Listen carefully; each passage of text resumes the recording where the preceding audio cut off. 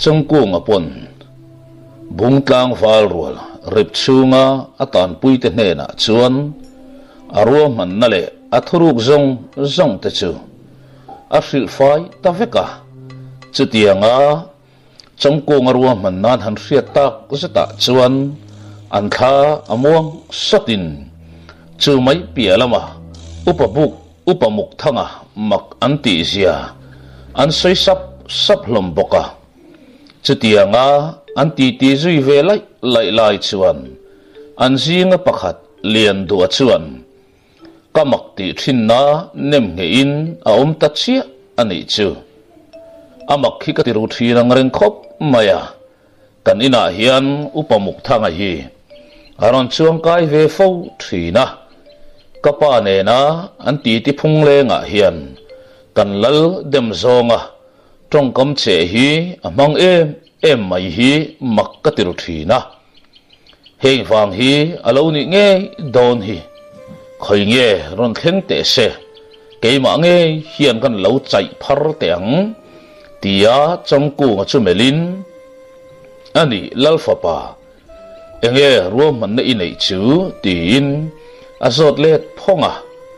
trong ku nga chuan kapa kangai chang top riani ber mai himo helai mun kan pan dona khan kanu kianga kapa hriat nge tur thu chu ka cha kha ni ya ka thu cha chu kapa kha na ngai poimo nge tura ka ngai tin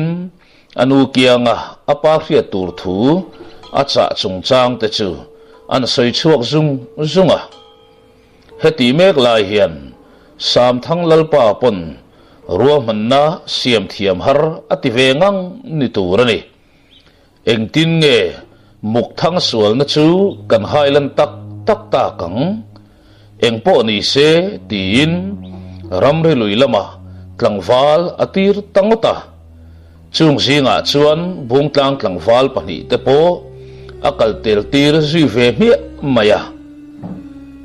achan chu akhot tlangwal te chuk akal tir ani chuan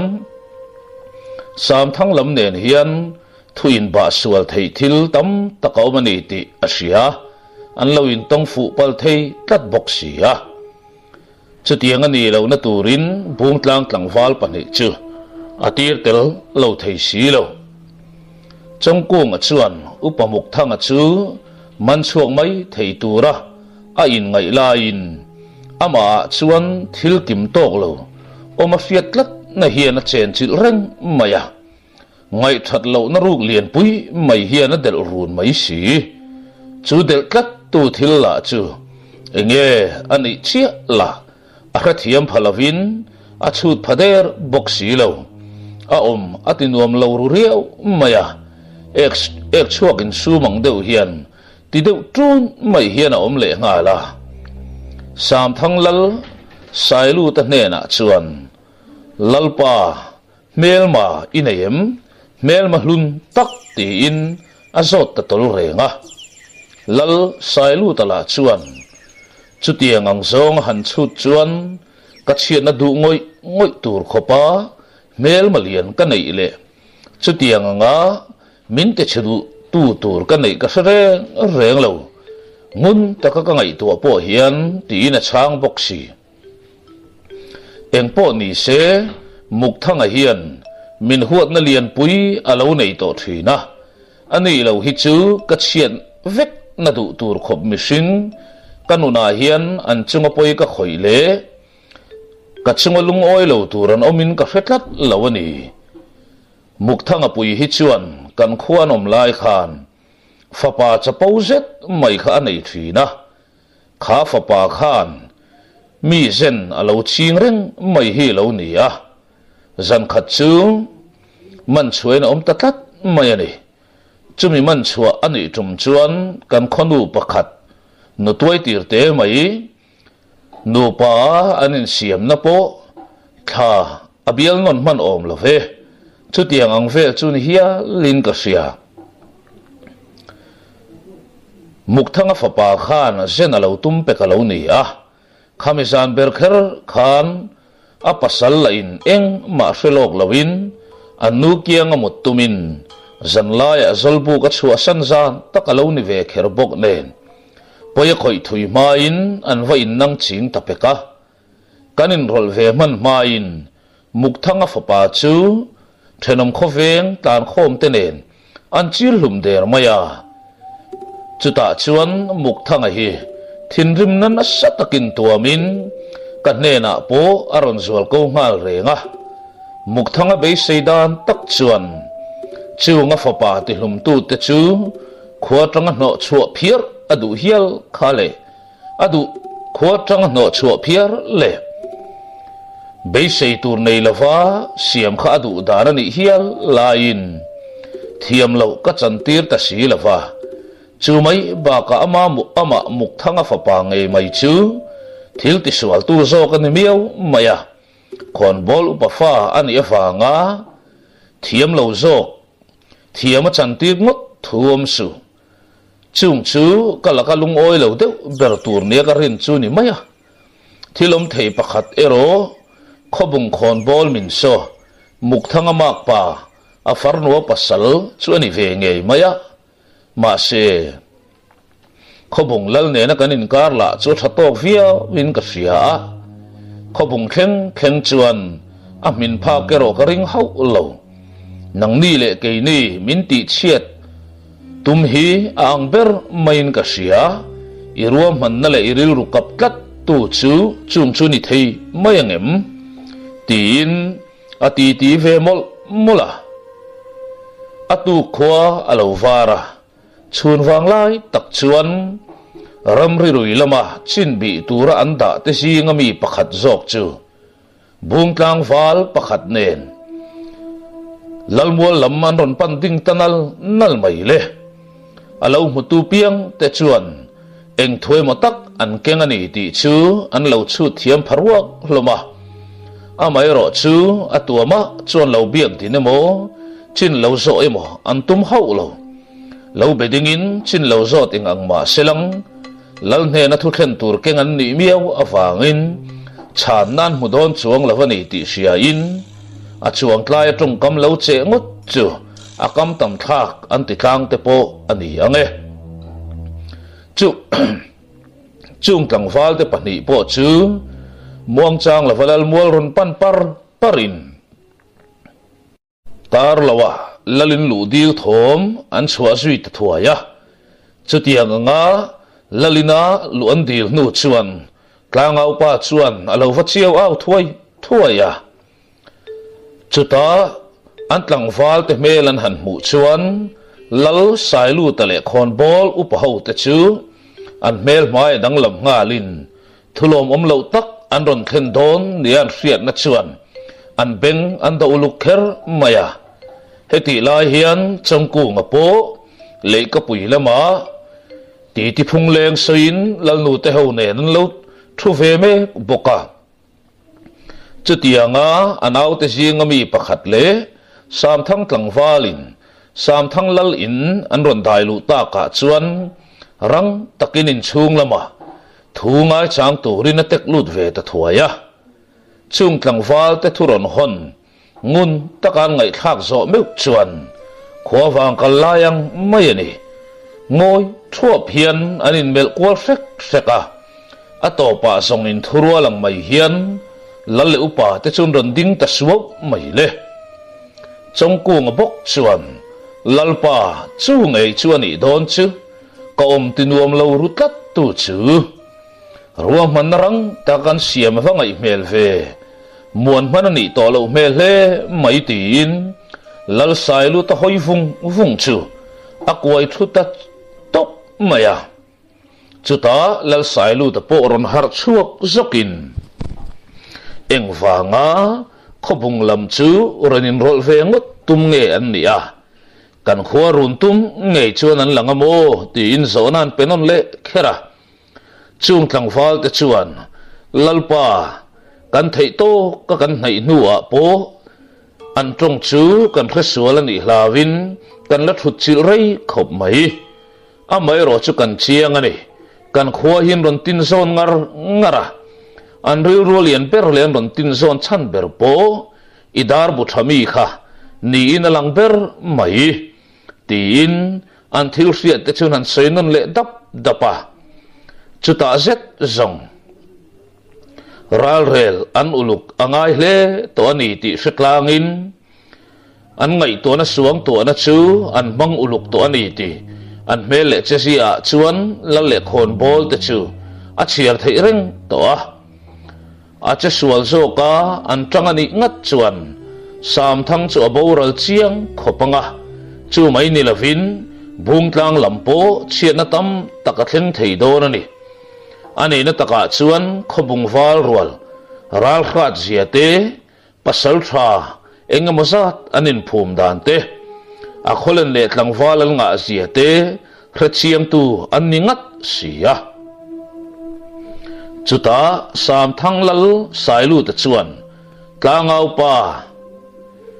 nen lam chu hoin tlangau pa an tingota tlangau pa pon thilom zia man chiangin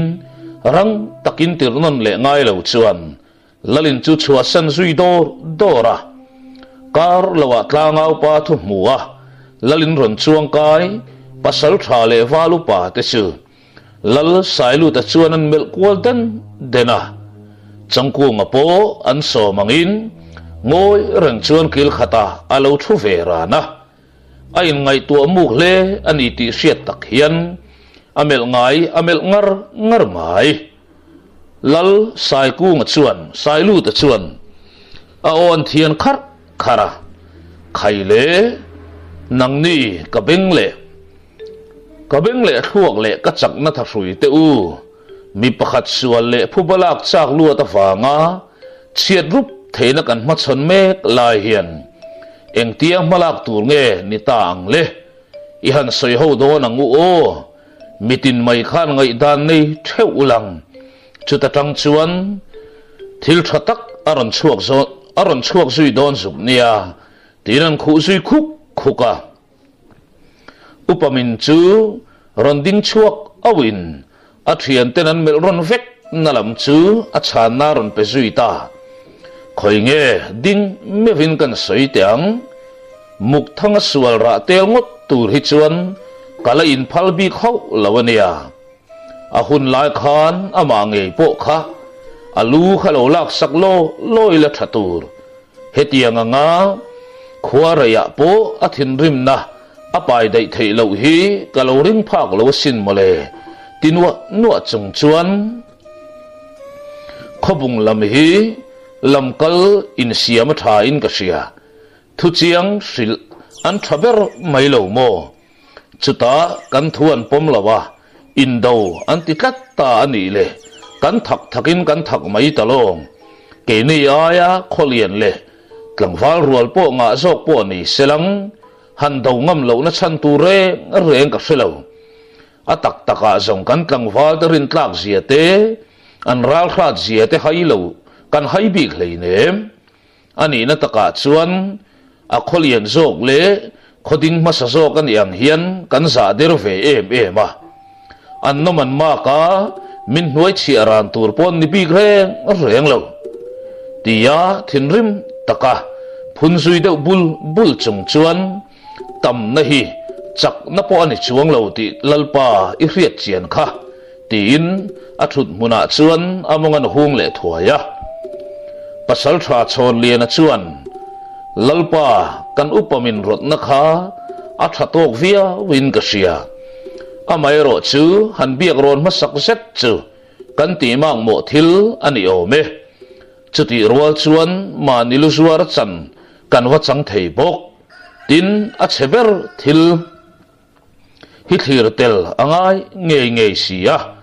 zanin la hian kho hung na po siam that vek athom that vek nei seng ka duani kho bung lam hian en thatu an ron tir coloring hau lo mai hun kan nga lo wangin kho hung na kul chu zan po sei lova kan thuam that vek hi kan him na tur kong ani in ka sia kan tlangwal te mai ba ka ral kai thei chin chu in do tura in pei atha ka ti boke tin amonga hung vele ta thuaya chutianga midang ten lal kam chuak suya an mani ngai dan le du dan ten soi clear ta ka zong lal sailu tapo abuzui ta ngata chuta hoi kwalin kil khata chongku nga amel ngai mela lo thungoi vang mai lam chuan ami tala zui ta chat maya o han then deu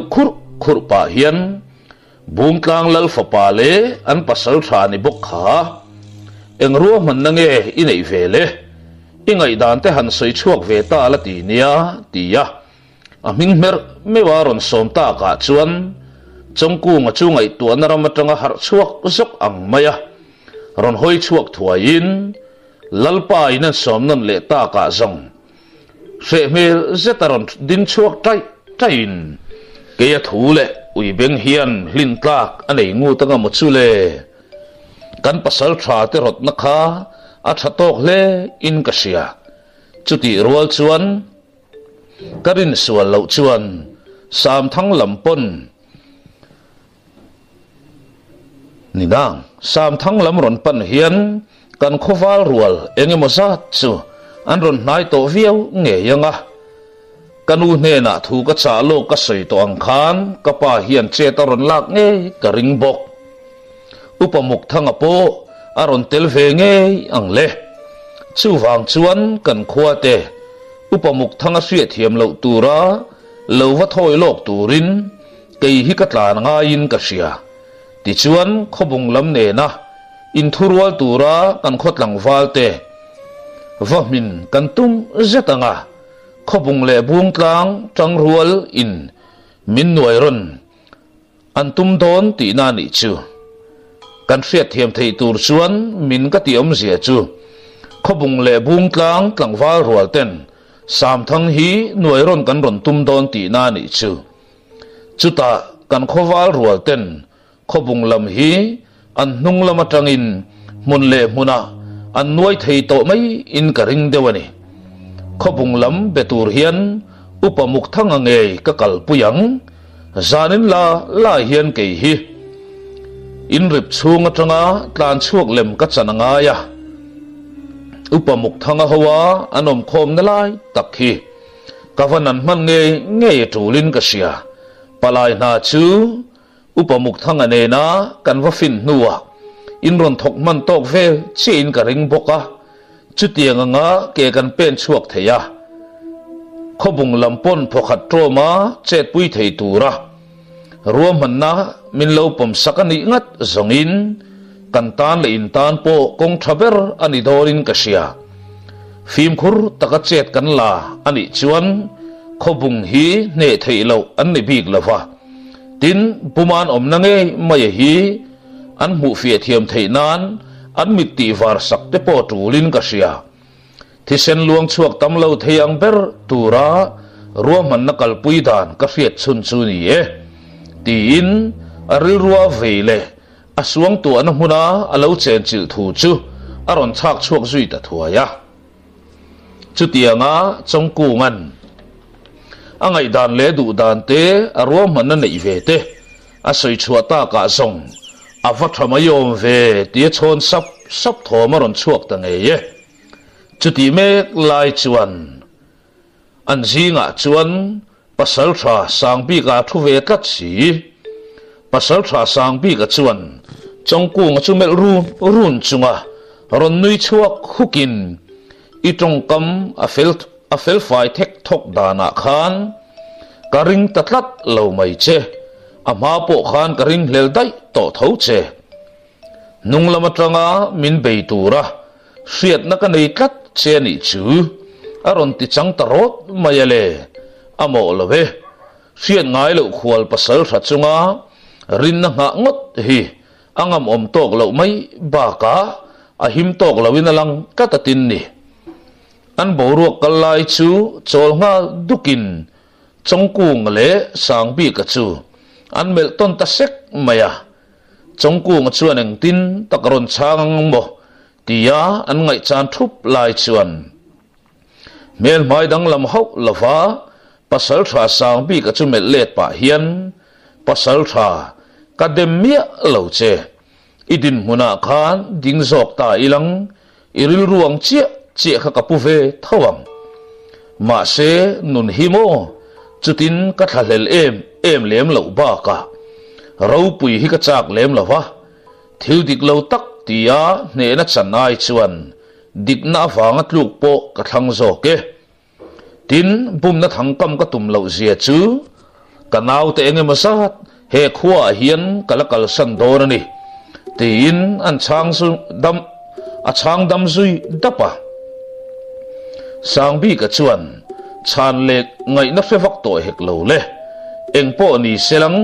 ka en big don khop chen ya tin an khar le rama chongku nga bok chuan a tha e idu le nang ma ngei khan min zui ta la thalo mo min chui don nia nang ne na boina nei man kan ni lo hi tin le lam hoi san ta mak maya pasal tha chon lian a chuan atok ri e phokhat kan trom pui tum te ne na tu na tanga loin nial boi ngal ngut mai zonga fu lawange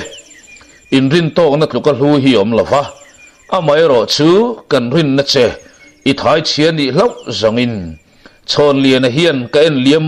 mai hau lawang che nung lama tanga min bayani ngat phei chuan keima nge hian ilu kha salam ka moi tir nge yang tin se nei fe chuanan melkal rala chongku ngapo nui deuh sakin abu zui ta ngate chutianga an ruam man na ten han bil filta ka zong lal su pui chu an thut bial zui ta lai laya chongku nge chu an ruam han ta kang chuan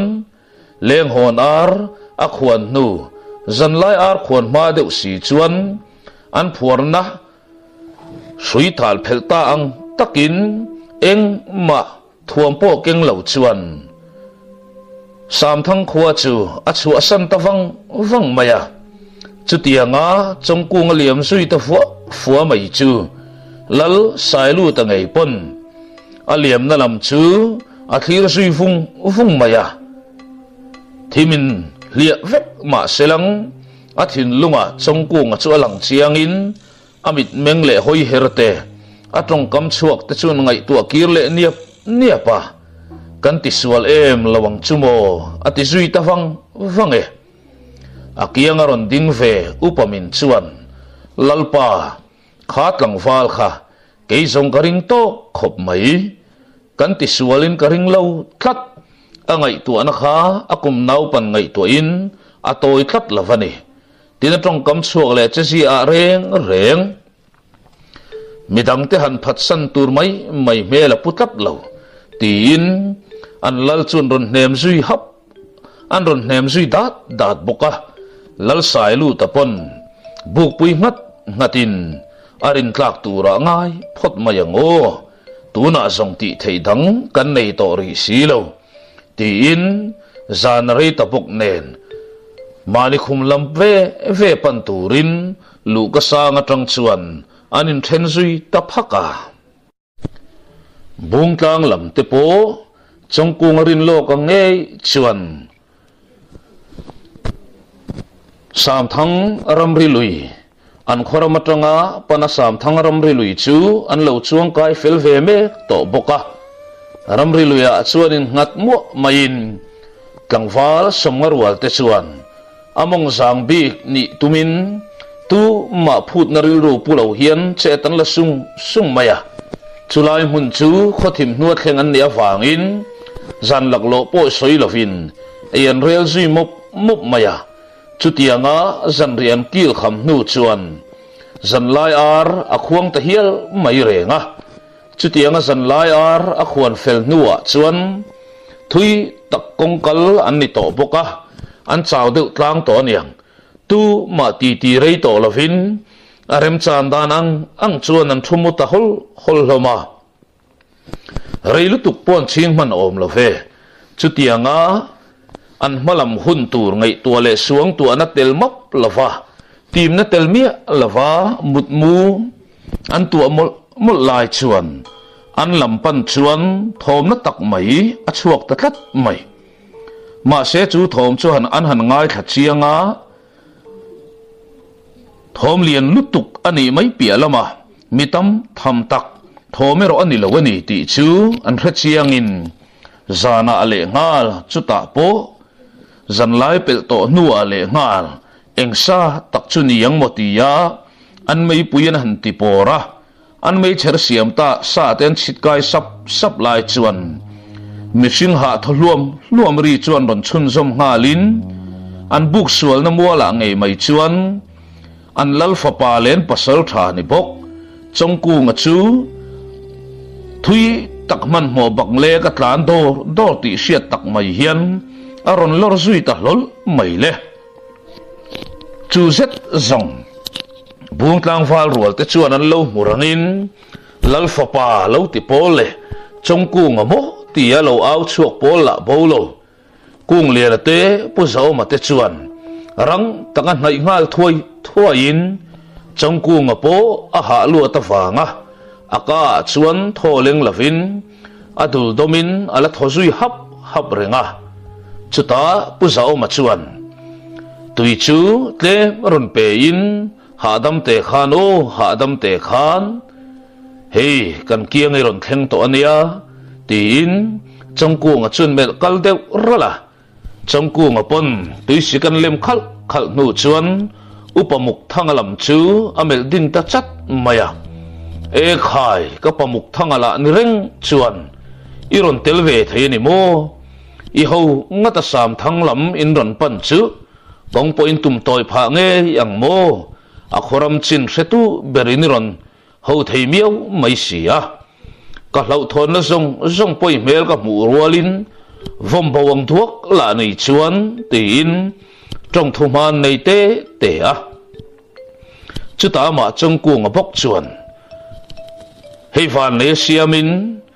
kan tan na rip chung atang khan karon tlan chuak thei hlau maya ka thian te ho po an kut phuar na chu ka phel mol man ome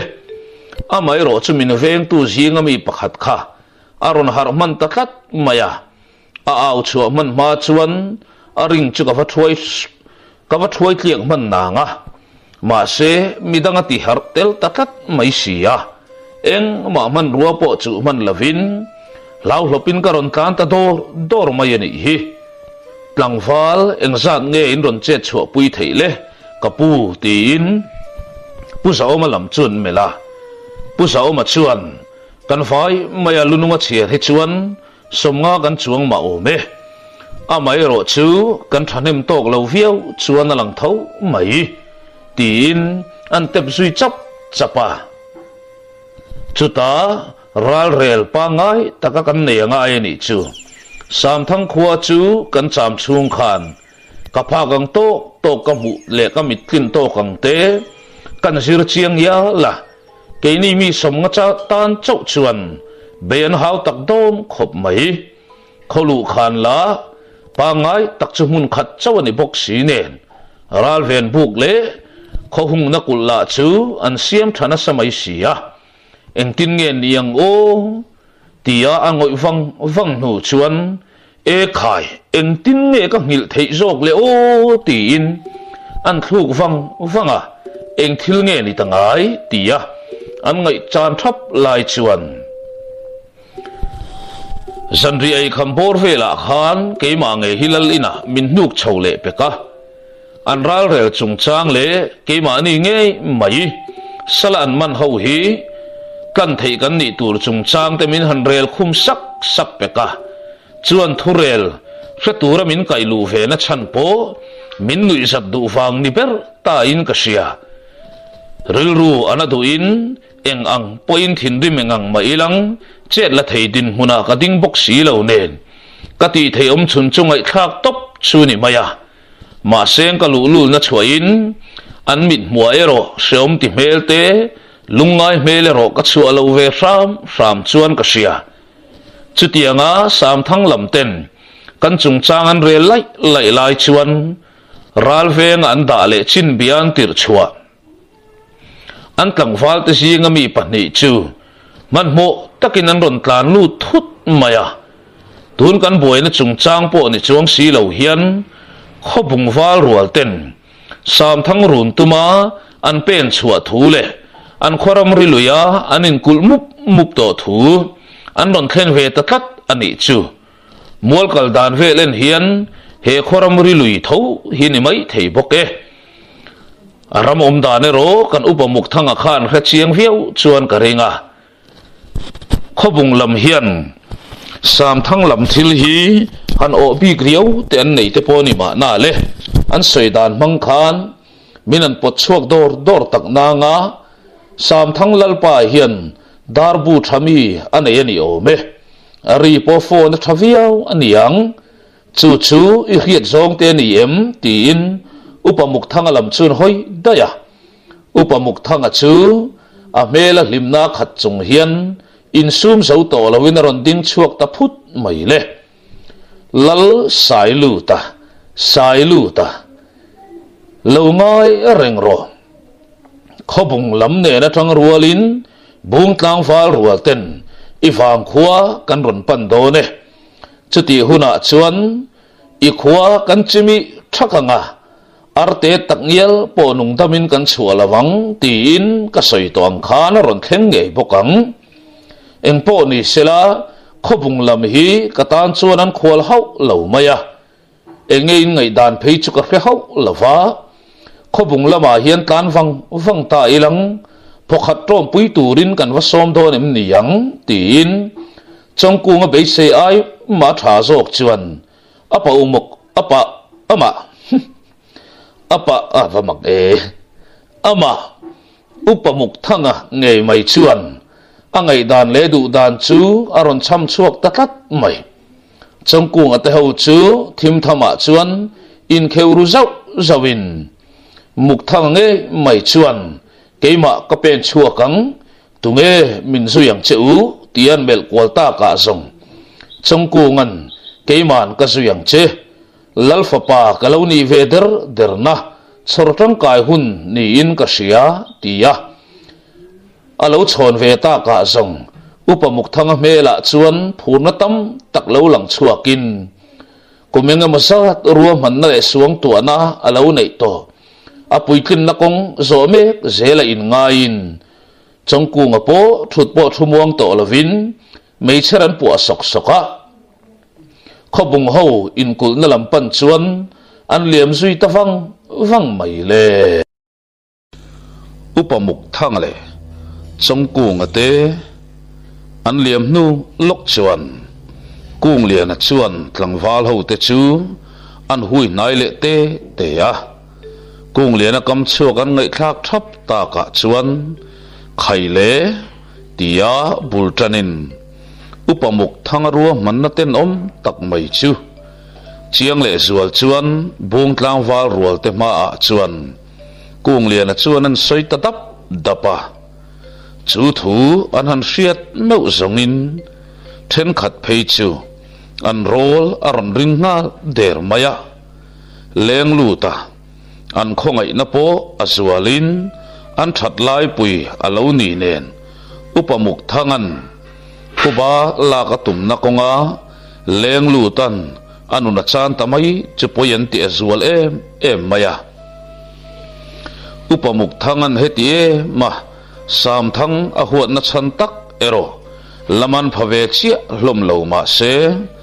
upamuk thanga sual to khum pon luat awanga chutiang khengan han tok tamai chu an ngai tu na akal kwal na sain upamuk thanga ngai tu na bing bolol zatawanga kluk hlum ero antum lo chiang tlangin ani na taka chuan kung lian na soi thiam boka sam thang lampanga tan chu an on ngal thup mai renga chuta pusa oma chuan ronna ron nei ve aron siam zui vele tatlat mai upamuk thanga te pahni kha zui pol kan oma tha in ka sia an thurel te ngai thaphak to ka chet kan lak thiam zel theinan zui pol kan oma thalo mo chung mi te chuan chin ron thil thuai tora in buat sai thei te po tha nge tiarot na ron nei ve ta ka chuan pusa oma rot na chu thil om khai takani ti sia in tlangwal pahnih chunin anin thlang chuak zui ve le ta thuaya pusa oma zong akumpal chua atam to bok nen pasal thaming em keng tel ve lo ma seng valupa ro buang ameu pon ron bera nei to in malam pan tur chuan ruwa man nan siam zui ve ta thuaya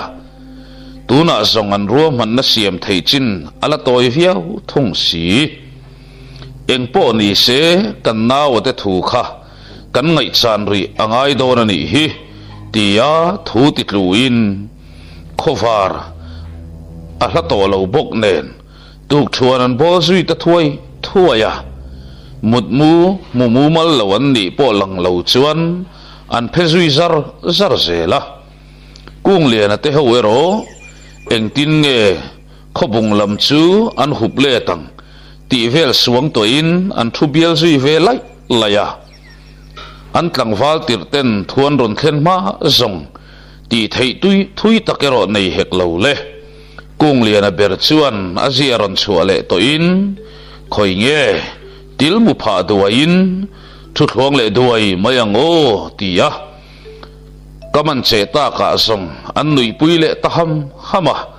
vaibel an pak khuzui ta tual hloma chongku ngale upapang muk thanga po man mo taka cha chuak le ngalin khobung lamten tuk chuan an nei ma nge ya nan man tum an ni boka an chak parparin akhaneng kim hrechiang tu upamuk thanga po aphur nain aturna in anorkal zot hi ni boka ha po soilo chuan adu khian an duk par hi ni bera chutiang hlira malam panta chu khobung wal rual te thom po an man phave ta thuai mai renga upamuk thanga chuan ma ruai zui vatin khobung lamten tuk thuan an lo bol map lai chuan an wa nai chil zui ta thuai renga khobung lamten an lo ral thira an lo sai mai lo nan upamuk thanga chuan a o te chun thian zui kuka chutianga upamuk thanga te o thian thom an hriat rual chuan khobung lampon thom lo re an thom lo thup ngal makin thom lo chuan lam chu an thliron thupa a phim khur zual ho phei chuan an silai le feite an lo le ko deuh so ngal mai renga a mai ro chu upamuk thanga chutianga a in lan ta ka zong upamuk thanga mel mai chu an lo sem em maya an ta na mi khwal ho lo a chan po khobung rama hian upamuk thanga hi khoi nge ka farnu tlo in ka vasin khothong mai mayang etia voi tam alo chuan lu fo to thin wanga ni ya chutianga bungtlang khon bol upamuk thanga le tlangwal pakhat te mai ron lor ta hlol mai chu khobung lam ho phei chuan angai na hin lo hrelo em mai le nga la thiam takbain an khon bol minin an lalpa mina sam thang run tum ngor khan ni miau mai sia abul ber upamuk thanga ruwa man na le ral rel vekani ti an man phave der silo chuta upamuk thanga te chuan po phei thuain chongku nga chu an mu thei tura pen chua tirin ani hi kan lal fapa aniya tia bultante tein leng luta an khoram chunga apen lu dan le an khua ran ngau songa aron kai dan te soi kai chavin chu sam thang tlangwal leng lu ta chu nat lok po omia lava ran ngau zonga bungtlang lama cham chu thina ina man tak thut zia te soi kai zelin bungtlang wal rual ten zaum taka an khuan wathlem thak dan te chu an khothleng mai zui tu te zinga chongku ngei po chu tel dan te a soi kain chutianga nga chongku nga ten amoi hoi zonga lenglu ta ruang an wasui thleng chu an lalten diklo takalo puwa an lo tring midial dante vanai khak taka chongku nga chu eng tin tin muwa aron tlan chhuwa thei dante soikai zelin chuan thin urna chuan sam thang run ngei tuma phek chuak an ni dante a soikai tapar parmaya helai huna nangnin lawin kulve ni ti hriat theina mak tak mai kan nei chu zanriak tuma sam thang ram ria kanin kullain kan nauten chome eng ilo zongin an han wak chuaka chuta kan nau pakhat ron wak thui deuh hlek chuan in thom hi ron man tatlat maya sam thang lamin kan khuamin beituma an ron thok chuaka ngai devin in thom alo ngai thlek ani ome chuta chuan in ti ti kal mang vela sam thang lampan tum in ni ziate sam thang khua run tum in ni dante aron thlen ta ka zong khoi nge an ni te zong katan mission an ni hleinem phokhat trom pui turin iwa po roi chin mai te ang tin hei kan lal fa pa nen hian kan ron thok chuak ngot mai ani e ke ni tel hau lo po in tan zong sam thang chu ar mai tia le kan ni a chilin in chil pher leng theyang ti zong kan kha chiang na meu mai amai ro chu mel ma in ang tanana na le tum thum hun le tum hun thum hun chu tran ho mai a tha angem tin in ruam man na le in pom na dante in ngai dante ron tur le se turin kan ron pen chuak ngot mai ani e tin upamuk thanga chuan an va po roi na chan chu khobung ho kianga chuan an soi zui dapa khobung ho chuan chutianga upamuk thangan oyom takle thilni dan kalphungan soi zar ta ka zong e khai thilom khai takani chule ani rengla taketiro in shemia lo hian mel mathu mun nei te hi kan lo in musakhi chiam mayanga keimani zo ko kan lo in bei chiam mayang ti te po lo omalom le nangnina chutianga roman nain ron siam ta ka chuan keina hial kalna thureng reng kan nei hleinem phokhat trom theireng kan ni tak chua tin roman nan siam zui tamap map mai le chutan roman zinga chuan sam thang khothir tlang khen ma deu ruam thuk deuh hlek lai changel mual antia chuan in mu khom tura ruam manna an siam in mu khom turin ruam mannan siam zui tamap mapa chutianga ral relan nei mek lai chuan pusa omate kung lian ate hoinan ron tir non le bung tlang wal pani upamuk thang ate nung zui tu te chuan thoman ron nei ta hlau mai le khobung pasal tha ngam huai chuan rang taka silai lek chua pa in tu te nge ativin ta thoi mai renga pasal tha ngam huai chisia chuan asilai met perfe don ho lawani ti chongkunga chuan man chian em awangin e khai min ngai dam te u kan nau te an ni chu tin ama dai to an mani ron sui ru tu te alo mu ruk dai to ten ni ti aman chian em awangin a ko chuak ta thuaya chutianga bung tlang wal pani te an ron lan le ta ka chuan pasal tha ngam huai chuan in kho sasia hi eng thil nge in ruam han niang o phokhat trom pui thei in wa har don ngai ve khatianga nunglama tanga misual ve zuyang maya kanchin bia atom pol in lo siam reng mai le tin thindim mai sena mu tatlat mai chuta zong upamuk thanga chuan trong han che ngai na re na khet tatlat lo maya ama chongku nga zok chuan khongain pasal tha he thu toite hi men han ngai thak sak lok te min demin karing ho lo nia ani na taka chuan nang niang khobung tlang var rual ral hra tak tak te zinga hei kan upa nen kan ring kan ron rol chu ni ber maya kan chin hian a cheber thleng thei ani awangin nang ni ko ta hian kan lo tluta ani po in kan chin hril turin keiman ka bi ruk tir pe kan ni kha nang ni ve ta la kan din huna hian ding ve ta la iti ve tho long mo tia chung tlang wal te chan na thu a chak chhuwa ta ka zong pasal tha ngam huai chu angoi zui vunga nui sun chunga chongku nga churon nain inau pan ngai tuin i ngai tuana thui je mai ka ti nang te hi pial thafu ro mai le nga la ral nok pui nuam don katin chongku nga dara chuna beng zui ta thuka chuta chongku nga chuan an ruam man na nei dan te chu an khotlang wal te ne na chuan an soi zui le dapa tikhan kir ta wang ula kan pasal tha le walu pa te kianga chuan in thu hon kha uluk takin kim chang theyang berin in thlen don nia chang el muala chuan an lo chuang chuak ma sa zo kani po in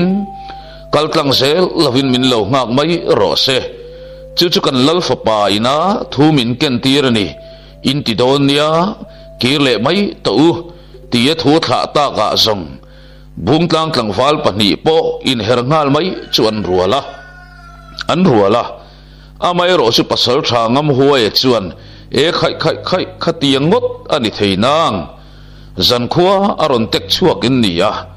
in ril te po tram lu tu kang e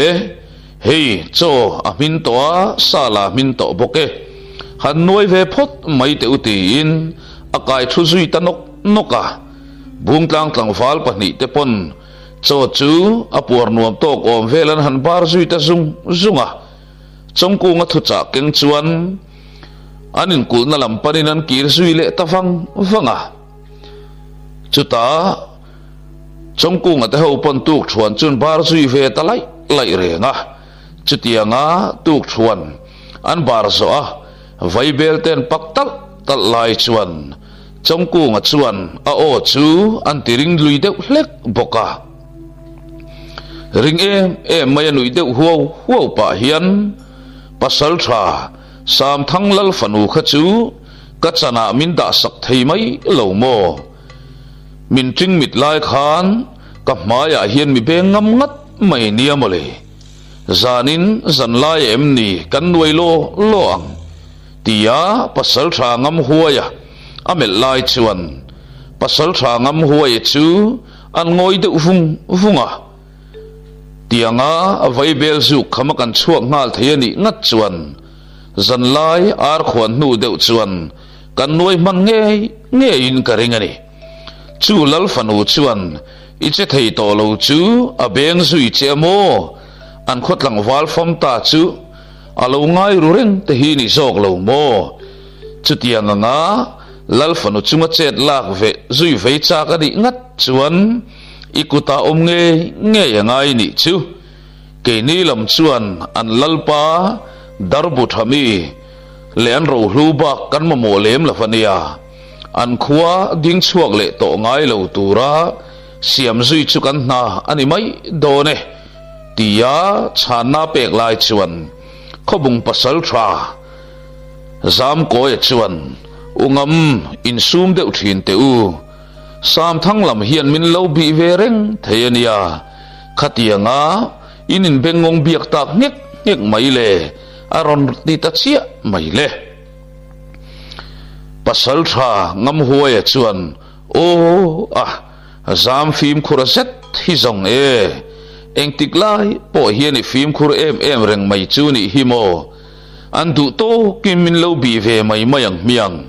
sam thang ar mai tialek te zong man rotel mia lo po hian a chil pon kan chil pher vek theyang chule min lo bi ngei se nia ka ti ni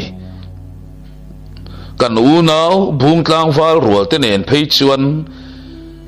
han hu phur tur eng ma oma mon le eng po ni se bung tlang lam chu chin hril turin an tlan to boka tikhan sam tlang lam tenen sam thang lam chu kan pan mai to tura nga yang tin anui sei huwa an mazona sam thang wal rual lo lian ve thei te chuan amit khapati boy lavin ati tim ei lavani ti hi a mel maya le atong kam chuaka po chuan a chiang em sia vai belte an han zu khama sam thang lampana an pen chuale me lai hian sam thang kholam po a khono talawin buat sei ve mupin an che dan vel en khi thai tura an mitir te po kha in lan ngam lo kha an nia ngoro adik le si in bi tha nga an chet phung le an tong kam chua ka remna thu soi pui thei tu ro mang chi an ni chuan tia laute na thuan cha thap an ni lain khobung ho te che dana chuan remna thu soi pui thei tur mel an putak si lawa zong phim khur takatol kir darin khochung laman pan le tangar ngar khani boina ruk pakhat an la nei ero chongku ngatenen hian engtin nge phokhat tromin khobung ho hian lo noi le theyanga chumai pialama chuan thisen chuak ho lova khobung ho nenin remna neya he boina bultum tu ber upamuk thanga sual na chueng tin nge an chin chhuwa theyang ti chu an ngai tuana lu tu le ti boi tu ber pakhat chu nia ani na taka chuan khobung ho lo lian me khi bung tlang wal rual te ne na phokhat tro man lo do le thei ni chuan han hu phur em na pon nei bi khau lo le ngal chuti lain chongku ngate ho pon malaman ron pan ve me zela changel mual antia ngei mai chuan khobung wal rual te le bung tlang wal rual te aning to khom tamup mup mai le chutianga khoni wal rual an han tlim mur mai zong sam thang khotan chuan adawa hon dau chi rual mel hin pulova an mel en ringot len che zia en ringot po in zamrum na tham ani kat sia mani mun ve a chafun sa khapa thok chuak an ni boka an chafun te phorin zan ria chun kil zui tamu mupa chuta anum khom na atang chuan khua chu mei cheta na chomakal vel lekala ani to bok nen an thom po an dim deuh hlek to zoka amai ro chu sam thang lam hi do thaman hriat lo awange ro chuan thom dim awanga hanin khap thom dim tura hanin khap ero anom ri lem hlei lova mi pakhat sualna wangin thisen aluang ngei do ne chu chongku nga du lo ber nima selang ay kong thazok ala dap chuak thei mai ri bik si lo chuta pasal tha ngam huaile pasal tha zam koi ruam hanangin sam thang lam chi bi chin ve reng tiang tin che chuak ma saturanin bua sai ta thuaya thim mula chin bi turin an che chuak zuita ral veng khuan han nai zela mak anti tul mai sam thang lam chuan ral veng an lo in da thana samai chuni in chumai baka ral veng te hela khwa lurung na turkong an han dap ngial poin an kho hung na kul te chu an lo thuam thar tha em maya mishing tana khan lon lu zung thei tu reng mun alo om tlat lo akhan moi to kin ral ven buk la chu an lo din thar thua mai le nga la chung zong chu khobung ho chuan mak an tiru em maya anan kir le a chinan han thil ta ka po pasal tha ngam huai te zam ko te chuan kan kal tur hi an lo helok ti na em niang tia an chut nuop lai chuan chongku nga zok chuan keima ni lamani thei mai long mo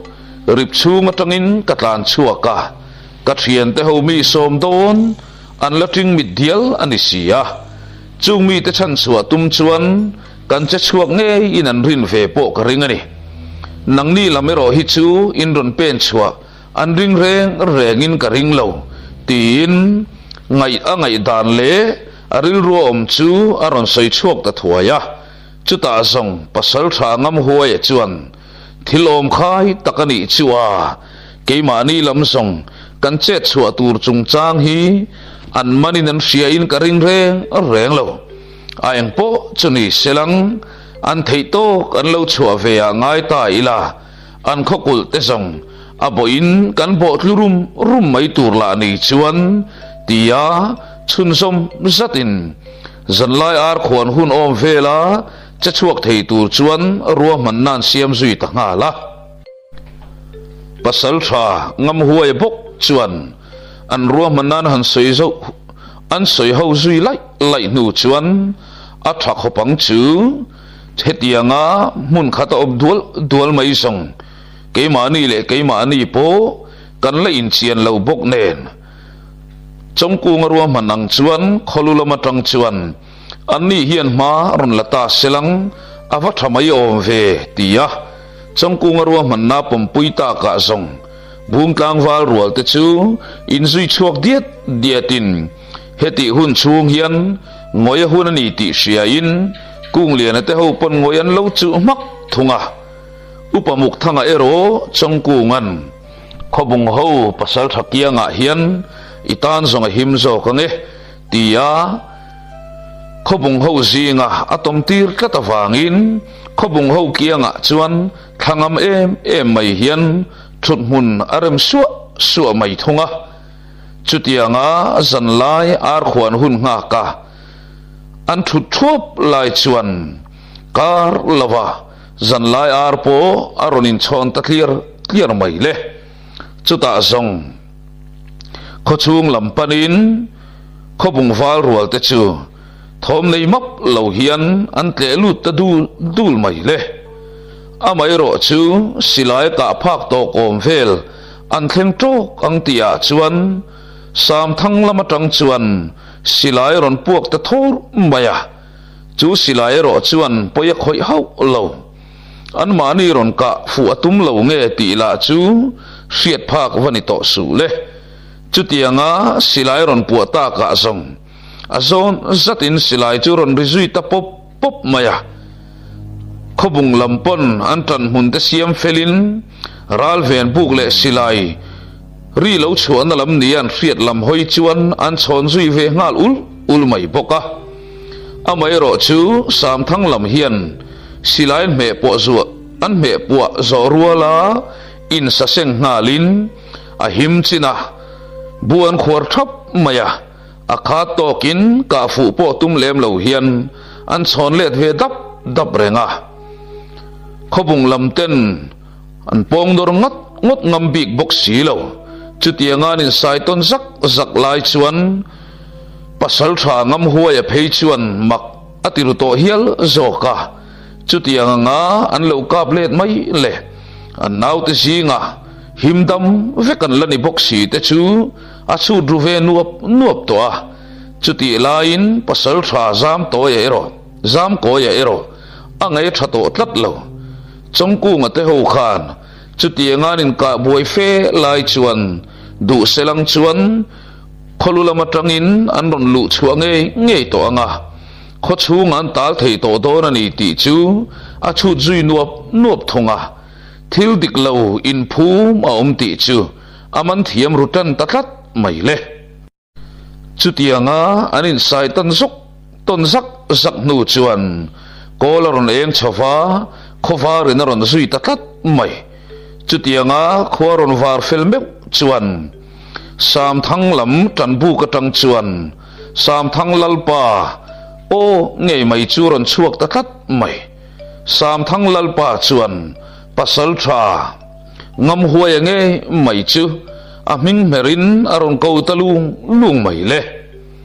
chu zet zong pasal tha ngam huai pon rang takin alo chon ngal thuaya sam thang lalpa chuan ti hian thuron tlanga puita pasal tha khongai takin ka thu hi lo ngai thate du ni lang chuan ni sana min ron ve ngai lai khan in nau te nge ma zat kha kan lo thal thei sin eng wanga tu ma kha ron ka fu lo nge kan ni hi a chan ka soi du ani chuti chunga in do thuin la puang tlat ani ero chuan nang mani fu nge tur khan kan silai mu chu kan ron thon chuak ve to thongang tin sam thang lalpa chuan o a chua zui ve ta soi ta che tia pasal tha zam koyan alo chon lai chuan sam thang lalpa chuan he kan boina bul hi abul thum tak takin fiat du chuan tin upamuk thanga chungchang chu aron soi fai tale maya chutianga upamuk thanga ruam man nakal kwal ve la wanga sam thang lam chu run tu man ni dan pasal tha zam koi na fiat meu chuan le upamuk thanga chu mun le huna silain atin chil tarup mai le nanga phubalak du wang mai maya lam thui takan zo mai chu le he thila hian keizong kakut kasile ati ta mak mai le chuta zom pasal tha zam koi thu zo ma pasal tha zam koi anga sam thang lama kut thak tul ti lo po le nge ma sat an ron ding ta sup mai chuan buai la chuan upamuk thanga chu angoi tir ta mak mai bok si pasal tha ngam huai chuan zam koi chu ron me mel kho tau chung hian pasal tha lal thu chuak i nial don ti na em ni mi doi zep takilo ni hi tin zam koi chu ron nam dak ta or maya pasal tha zam koi la in u zok in ni na wang chawin ka lauder thin chau che sin ingam chuan min ron tok le chin te tin zam na le tim na tel reng lo hian pasal tha ngam huai chu alo ma chon ta sia mai si chu ta zet zong pasal tha ngam huai lam tang le pasal tha zam koi lam tang te chu phokhatin trom tur ron pen chuak zolbu khataloi za le kho khataleng za khobung wal rual te chu ani eptiti ta de maya chutianga upamuk thanga ruam manna awanga lungoi pol le malam pandu lungoi lo pol le kirle du pol an omlaya boina air chua me lai chuan thilpoi takaron thleng tatlat mai le sam thang pasal tha thin chebor lok zet mai le chongkung ange poring hlel ngat tu khani keikani intive em le an lal laka tlak tum em pasal tha sang bi ka ngei mai chuan mal le mala in beya sam thang pasal tha te chu ron chau ta that mai chu chuan pasal tha ngam huai le zam ko yakara khi po chu aron pot phui le ta mak mai chu chau na ki kher zong pasal tha sang bi ka le ngam huai chuan an ter thei lo zong takalo ni that mai sia pasal tha sang bi ka tong kam chuak chu suin ngam te re mai tin an chon ta that mai heti me la hian sam thang kho wal rual te nung maya tran mun lo kho ve va to chongkung a chu poiti emin a chek zui tlak to a poiti tak chunga chongkung na chala dom vong lai chuan zam koi le pasal tha ngam huai ten an ron chole ta khur mai le upamuk thang sual ra hailanin aw man te lul nen thilakal fu lo le don ta that mai sang bi ka chapo na ra le chungnun le ro puya chak na ra chu an seng don ang ta that mai si chu chuan muina huna lo tlulut me to upamuk thanga chu phurna thar ron pele in sam thang chuan nuai ngei thei do na ngai na lian pui mai ron nei chuak le ta anguina huna ta chu tianga phurna thar aron nei le ta ka meu zong voi tam a lei lo veng seng to lo fo thin upamuk thanga chu phur talu tuka a phur thak pal tatlat mai ring ema om munatanga au chua churan rualin sailut ipasal tha chu rontir chuak ta che ka fo pathi sen man po ipek nge chuangai dor ni o ka fo pa dik lo tak maya khomi puiten an pu chiat na wanga an chi ron tak chuta po thiam lo zo gai la chan le ngal ka fo pathi sen man nge chu ipek nge angai don ta isual na le ten nom na ra chu lo lang don ta nang ti chiat vek tum hian alom hun rei takalo nga to ni keima nge hian i khuwa chu ka halang i baya ka benga chil ka chang nge yang che khobung lal tilung oi pha mak pa ka nei sin bum tlang lalla ka thu pom min mak turin ka siam to bok leng lu ta kha ka rai hlum chan chumo i thin rim pui don ngei ti ka hriat chian wang alom chu chuan ani lom ni tuna po boina thlen ta che kafin i chel phatalawani i wang khoboral tur chu anung chung ngei ni thir don nia tin ronaw talung lung mayale a phur lu ta wanga a thu au pui thom a re felme chuan ama muk thanga chu a thal zui ta thoi mai le pasal tha ngam huai ange inani kut khak kat ni khoi zui chak ti hriat tak maya chukmel deuh run chung chuan nanga wanga sam thang ti boral tur hi kani chai lavetin arin ngai to har fim le ta chuta zet zong changku nga po nui san chungaron ding chuakin sam thang lalpa kiang chu aron moi zui ve ta upamuk thanga chu hoi buai zui nakin atong tui tam lua ta apal lo top tur kheng apala a soi lo tur kheng le soi chuak ani ti ain hriat meu chuan a phubalak tum na kong chu a ping tatlat ni hian alang tatlat mai le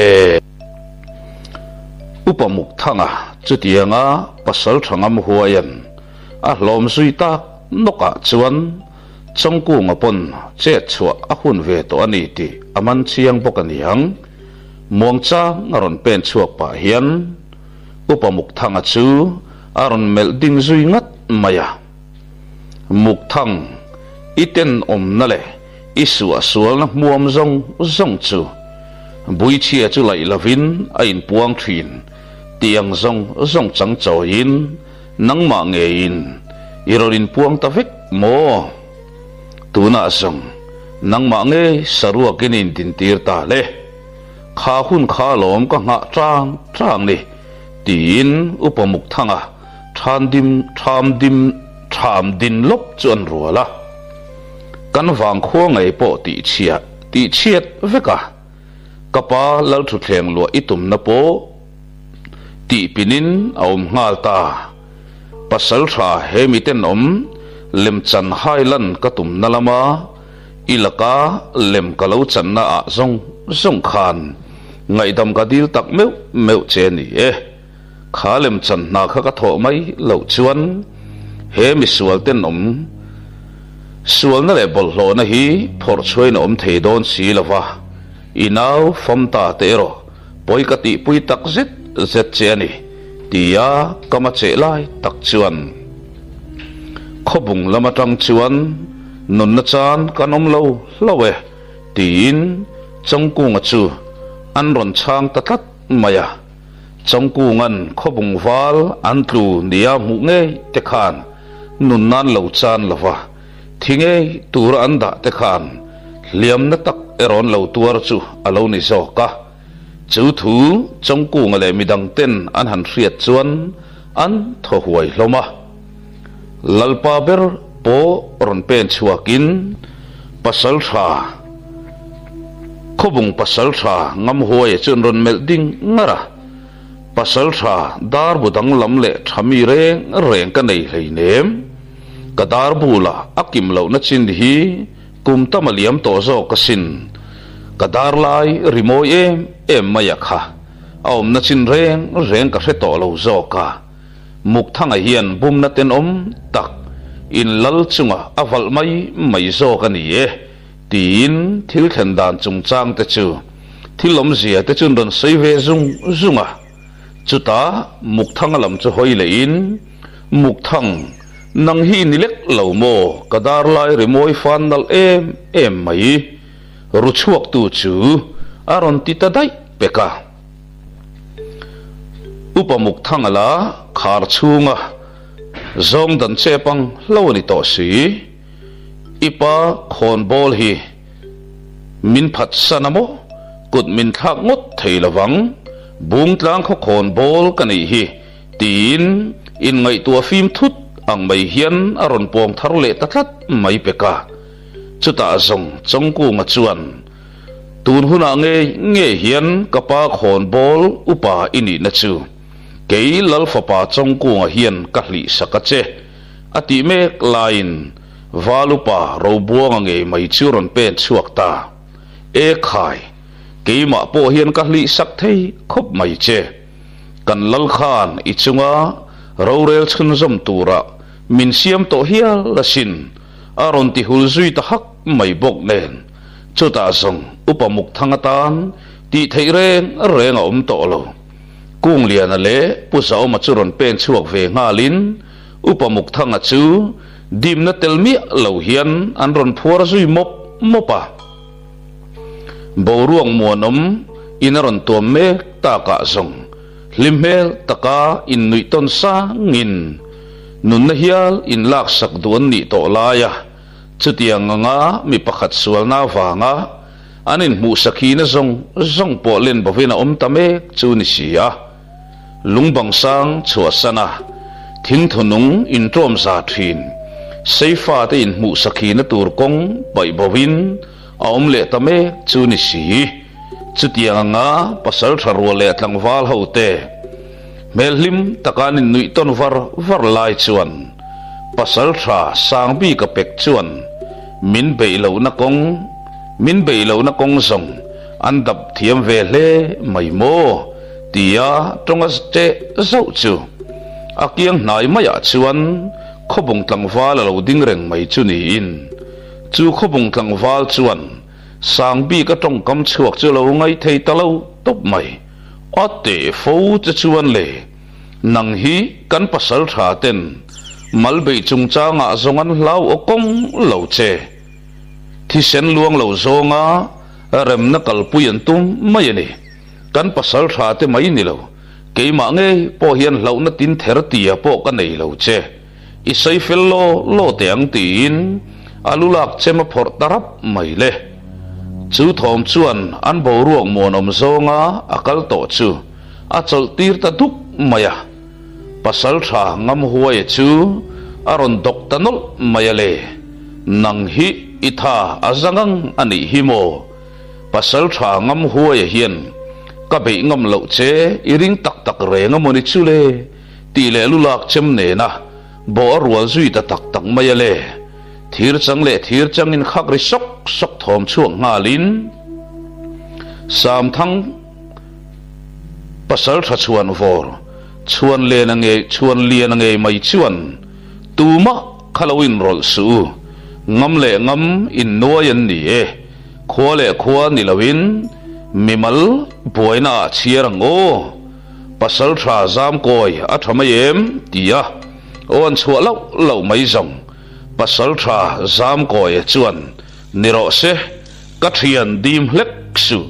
khatiang ro puile chung nun chak mi hring kha zongin damreng an mo ve lawania mei cherte kha hanti por zual te u tin an au zui lawa pasal tha zam koi thu pek zoma mei cheran ti por ta ka zong in malbe me te chuan lang chiang to in khothum wal rual te chuan mu chian lo hlawin an bi nai huang hloma pasal tha sang bi ka po mani to ka chak ve tok tak inti in ring tok ve em kha ni boka chuti mai in atom bi reng lo anin norton ta sak ta zak maya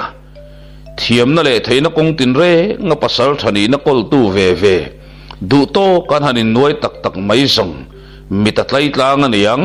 thom chuana chang po hrelo hian an chilan lem ridok dok lom maya chutianga anin norton zak ta ka song atharum nga lam thuwa pasal tha sang bi ka chu kar lawa chung nung zok ti aron lang tran tatlat maya chuti rualin ton hrian lo nga to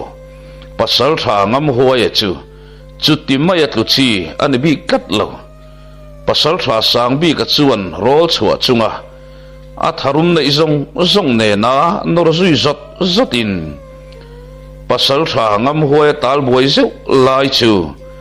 thal tol tum chuan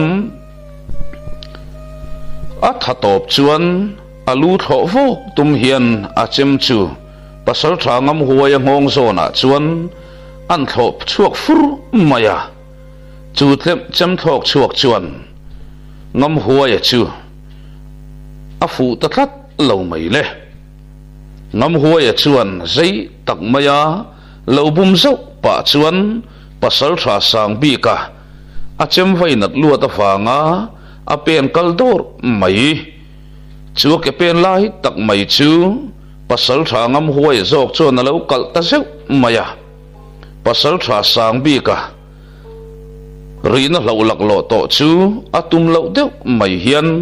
tual chara chuan apai nok noka abok phek phei tarok mai siale mi then khatin bo sui nga ro that ro tin ron au chuak ta amai ro chu pasal tha ngam huai hi mi pa point la mi pa ve tak pasal tha point da chungnung ve tak kha ni miau maya min ring lo lai som bo chil la ve ingam phot chuan ronding chuak le ta che tin sang bi ka chun chau zui khara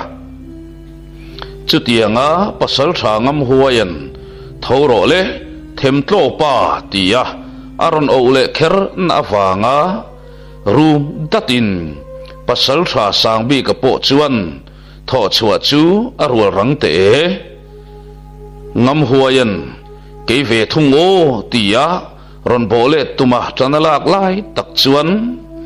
pasal tha sang bi ka kut veilam chu a pheta fuwa maya ngam huaya maya tak mai chuan a vai vut ron tham chu amang chuan a vom fu ta that mai pasal tha ngam huaya me po chutianga nga amit mim vek khopa ngam huayan aron vom fu tak chata zong ading zui ta choi maya anin beina lam angil zok cho poi zota amit mim nuai zok tuma akutalek chua lai tak chuan thi son ro ti pa pasal tha sang bi ka zuang zok ama chukron sa tum tu nia riat chu achem mangalo in dam ve tumin achem chon lek kang ve le tak na nga amai ro chu atlai ta hret si achem lek chua chuan eng ma reng dang lovin fu reng nei talo ten nom lutuk hian mei chiang chawini pasal tha lo vakiang to hetiang mi pa in nuai dan dik tak po zom ngam lo hi chuan kapoy soi sa sim tin chongku nga chu ameng vam ham tamai le pasal tha sang bi kapon aru ka huat em chongku nga chu aron mel ding zui nala chongku ngan pasal tha ngam huaya sa tum lai taka aron sud bur na wanga anak naruvang vang po chu ngai poi mo du lovin e khai ka mel malian peraronin rol ta hlau mai kati nang hian kan lalin chunge ya po chungnun le ro pui iron chang tatlat mai atang khan ka huat na chi zwal to sin naw pangte chi zana chang reng lo mai pasal tha sang bi ka mai ding ngamamo tuna song isin kong top turin lawin pe to ro le ka mel malian berini kha tin chongku nga a mel mai ena zomam em mai chu ron nai tuma pen chua chun rual nga la chuta an chetin reng lo chunga chongkung lam panatlan thut tuma bo tumin nau pang ti bak asoi man talo a mutu te chu an e ta tual mai le engla in nge chongkung a chuan pasal tha sang bi kalu zona chuan a chem a vai chu man reng reng an hrimu mal tlat lo rang takin atlan pel fuwa ti zong an chiang theu si ma se pasal tha sang bi kalu le ataksa ain zom to tlat si lo pasal tha sang bi ka ngong chu chok mok tuam lovin a thon lok don lo ti lan chiang na samai sia chu ta zet zong au chua mai na chang po khri lo hian a re hian an re duk zoka pasal tha ngam huai le pasal tha zam ko e po in melkal ralin an ma tlangwal ding chu a mele nang ngot ani don lo ti an chiang dun to te sam thang lalpa ber chuan oron chua ngalin tikhan kan buai na chu a top ta ni mai lom ni theiber le chungnung ber in hriat na hian kan zin kong hi min ti top sakfo zong ani khaile pasal tha te u kabel puin min muak reng to ania tin aron nui ta vara lalmual lampana pen chua tummek lai chuan han ding le datin pasal tha sang bi ka ruang chu an mel vanga rei tak ka pasal tha ni na lo kol to tu ania voitam samin lo bar to tu le ka kholo muan to tu ani na angin zaum taka phum ni ro se a hun liam da ne ro a thang moi zui don ta lo deu ni mai te se tin engdang ma soi zui to lo chuan lalmual lam apan ding zui tanal nala upamuk thang ero sam thang lalpa berin bung tlang ho ko ta om te se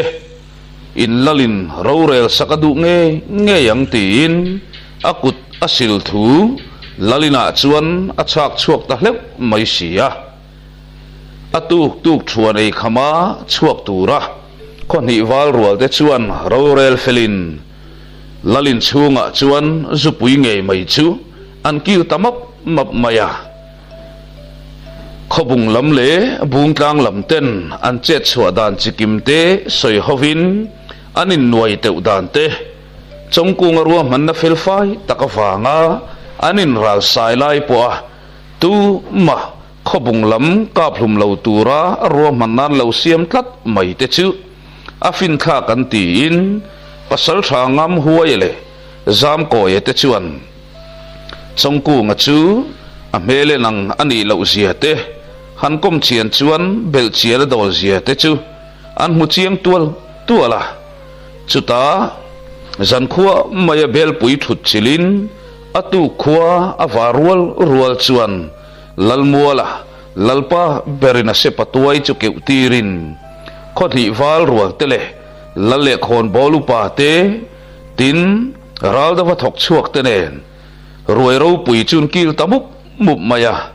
pasal thalhui an siama nge mai changku ngapona kil zui ve tawa mai le chuta zan tuk thuanan han kil zawa lalin chungan ti le lai nu chuan khobung lam chuan rot na beng war thak tak mai le beng verset mai hin ron rot chuak ta tlat mai chu eng thil dang ani lo wa zo hun lai chuwa khothum in fiam na ro pui nen rot tarup maya chun in fiam na ro pui nei na tura chuan in ti thiam lo na le ngir ngau na pian chua tir lo selang anni khothum te chu in u naw na thazong ne na malam pana ken pen dial theina kong ani en bei sei thuwa an han clip set zong khothum kal khom an ni poka an thoma thanga lin an hanin mel reng te chu kan chung nung zok don ti mel takain melin an lui sa mai hloma an ril ru ver thel na le kholo na zong te chu phum bo omin chu lo wa hun thade tir chu anin tiam na hunatan an mang taruk maya chuta zong thu na name lavin tuam nga lin tlangwal rual te hne nan han hriat tir le zet zong sam thang khuwa chu ho ho thom le lom thom hian a khat mut mup maya lal tual te chu a phone hian a phone lur thei hia la hetiang hun hi ni tlangwal tam tak ten nupui zon narem chang tan pon lo man fo thin chu ni ama pusao mange pon ka kopui om mi hi zon vele angai don ani tia kaman ron che vele zet zong chu chuan an nui bom hol ke tlangin eng tiklai ma mei chelam hoi to ngai reng lo pusao ma mel mai han entry na ama la nui thadu der si lo nen an lom fal em maya an Hong Kong tluanan ti pui berle khwa an chuan lu to nu po an lalbeng khen mun pol tak thu chu an hial o me ama puthan se berin chu tiang anga a fa paina ni pui nei le chungchang fiam thua soi ringot mai po chu alom to ga lo tling em le nga la a fa pa chu nor takte hian nor zui ngal hial re nga ani tuk chuan ei khama mani kholam pan tura anin zui chhuale ma chuan chongkunga kung liana pusa omale valu paro buang nen tok liana bungtlang lama ran ngau zonga upamuk thanga sualna wanga nun chanta te in lampana pen chuakin in thlung takhian an han chuang kai le te a an thiamang to ka thupa an han choinon le mol mai zong tok le na chung tela mi pa ngai takan lo ni bok nen an lo zak zok hial renga chutia ngai thre thiam ton taka in then zuin sam thang khwa chu an chua san tangwa maya khobung le bungtlang wal rual te pon anin then na tur mual an chuana anin pal kheng ta chuta chuan han ding chol datin vaibel te han lakain vailo te chunin the ton sap hloma chuta pasal tha ngam huai chuan chongkung churon nain kanau kanun min chan sak der mai sia kan wang khwa iron kai ve ni ngai chuan kan khondula mer thaber karim pui nge yang che ka thiana hian chem pui nen kong ka kianga min lo dang tatat te ni ngot lo chuan tie nui hokin an khondula mer thaber chu pasal tha zam koi fanu ni sia chu chiang takhiana soitlang tia lang nga reng maya chu tiang anui ho bo ka in vailiamin dam takin tin in tha zui ta thuai